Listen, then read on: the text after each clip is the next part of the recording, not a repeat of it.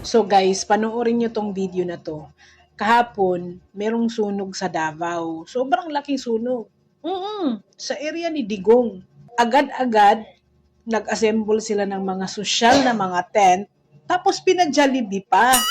So yung mga nasunugan, masayang masaya.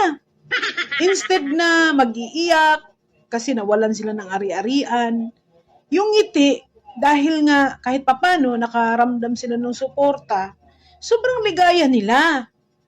O ito na naman ngayon, magagalit na naman ang mga liberal sa inyo niyan. Si Aling Laila, kawawa naman. Lagi nakaubos na ng isang banig na lusartan. Kasi dapat kayong mga Duterte, dapat hindi nyo tinutulungan. Dapat kapag may nasunugan, di muna kayo mag-aksyon.